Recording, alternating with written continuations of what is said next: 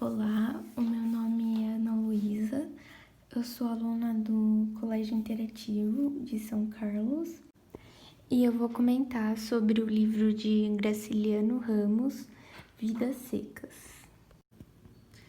O livro, ele apresenta os acontecimentos de uma família que vive no sertão nordestino, que é composta por dois meninos, o menino mais velho e o menino mais novo, que são filhos de Fernando e Sinhá Vitória, e uma cachorra que se chama Baleia.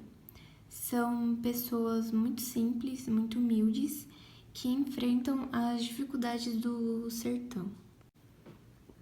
A história já começa com uma ideia de sofrimento e miséria. Então, a família, eles fogem da seca no sertão até encontrarem uma fazenda que estava aparentemente abandonada. Eles não tinham mais condição de continuar a viagem por toda a dificuldade que estavam passando, então eles resolvem se instalar na fazenda. Pouco tempo depois de uma chuva no sertão, o dono da fazenda aparece e resolve contratar Fabiano como vaqueiro. Agora, falando mais em específico dos personagens, eu vou começar com o Fabiano, que é um personagem bem notável no decorrer da história. Bom, no começo do livro, ele é descrito como um homem de coração grosso. Tem uma parte da história que surge um questionamento, ele mesmo se questiona se ele é um homem ou um bicho. Ele meio que cria um diálogo com si mesmo e diz que ele é um homem. Mas depois surge uma ideia contrária. Então ele corrige e afirma que ele é um bicho. E o personagem, ele trabalha essa ideia de que é um bicho, é governado pelos brancos, é uma cabra, e que isso nunca vai mudar, ele vai ser isso pelo resto de sua vida. E um ponto interessante é que o Fabiano diz que ele e sua família são da terra, então eles já criaram raízes, estão à mercê da natureza, da terra, e parece que, ao meu ver, parece que ele se orgulha disso. Ele era um homem de poucas palavras, que não se dava muito bem com pessoas, mas sim com os animais, e pelo fato dele ser meio brutal, ter pouco vocabulário, conhecer poucas palavras, ele se comunicava por grunhidos. As pessoas meio que tiravam proveito disso, se aproveitavam dele, como por exemplo o seu patrão, os comerciantes, o soldado amarelo. Isso cria meio que uma espécie de sentimento de injustiça e eu acho que inferioridade sobre o personagem. Assim, a Vitória deixa um ponto bem marcante no decorrer da história, que é o desejo de ter uma cama de couro. Em geral, ela cuidava das tarefas domésticas, dos afazeres de casa e dos meninos. O menino mais novo, eu tive uma ideia de que ele é bem observador. Então, no capítulo, o menino mais novo, ele sempre olha para as nuvens, sempre olha para o céu, para a lua e para estrelas. E alguns fatos que o autor apresentava, dá para você perceber que ele se sente meio desvinculado em relação à sua família. E ele tem uma grande admiração pelo seu pai e quando crescer quer ser igual a ele, então quer se tornar vaqueiro também. O menino mais velho tinha muita curiosidade em saber sobre o inferno e seu vocabulário era bem minguado, bem precário, assim como os outros membros da família. E quando ele vai perguntar sobre o inferno para a mãe dele o retrai. E quando ela toma essa atitude, quando ela tem essa ação, o narrador até comenta isso no livro, meio que cria uma espécie de barreira entre o menino e os pais. Então o narrador fala que o menino tem que observar, né, observar os seus pais antes de questioná-los. Um fato que eu achei bem interessante e que eu me questionei bastante e, tipo, me intriguei muito é o porquê dos meninos não terem nome, eles não recebem nome. Eles são apresentados sendo o menino mais novo e o menino mais velho. Mas os seus pais têm nomes. Tipo, só por que eles não têm nome, só eles dois? Sabe, fico meio... Não entendi. Eu acabei pesquisando na internet e diz que é por conta que as crianças representam as outras crianças brasileiras que são vítimas da seca e do desacaso político.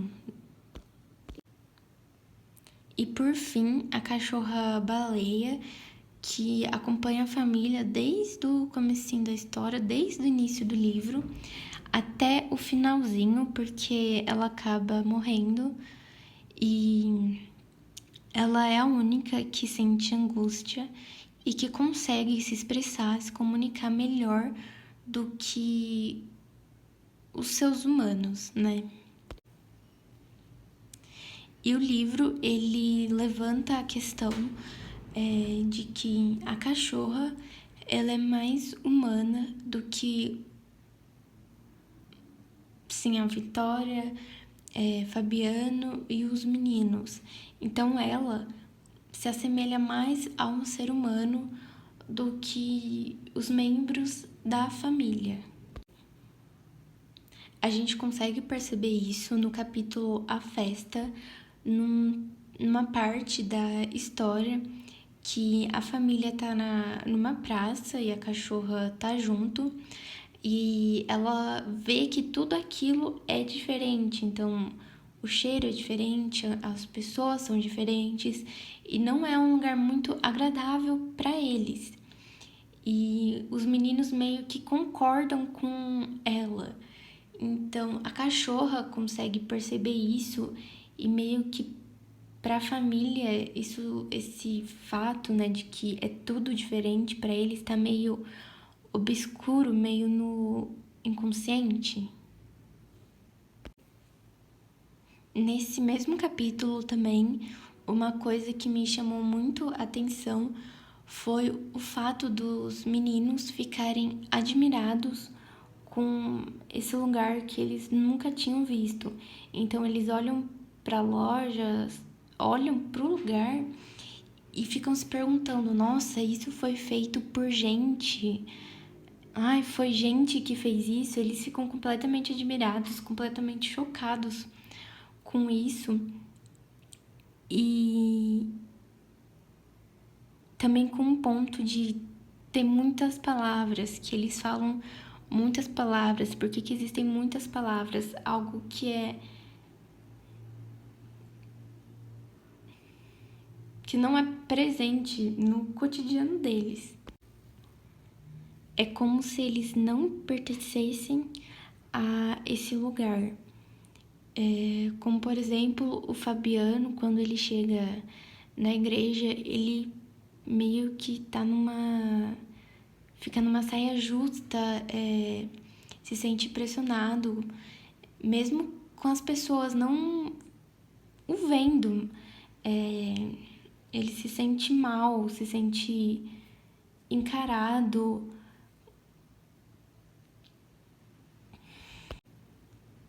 A parte do livro que mais me chocou foi quando o Fabiano ele atira na cachorra-baleia.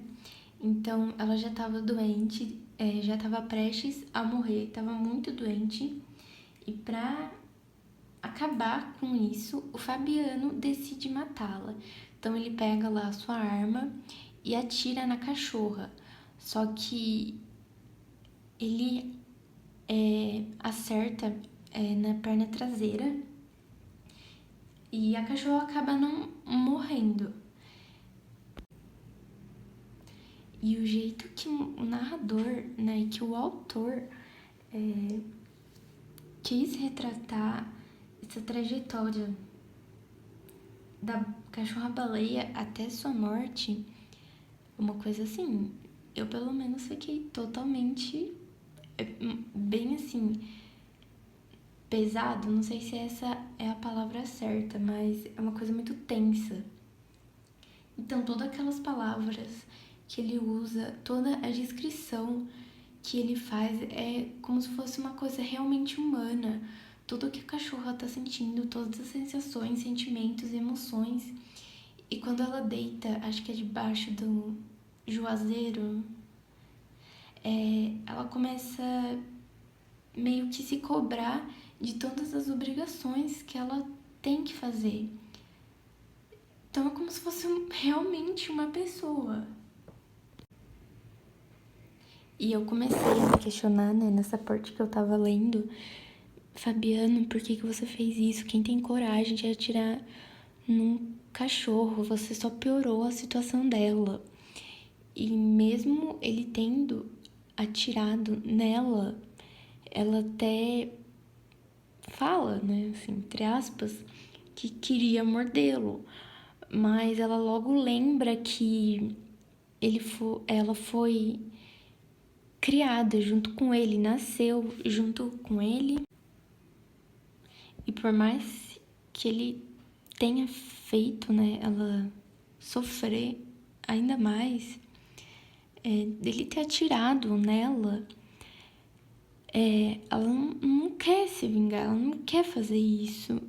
E isso me deixou, tipo, algo bem diferente. Essa atitude dela, né, se difere muito com o ser humano. Que, por exemplo, sentir a raiva, essa vontade de retribuir o que a pessoa fez, né? Ou seja, ela é um ser puro, uma coisa pura.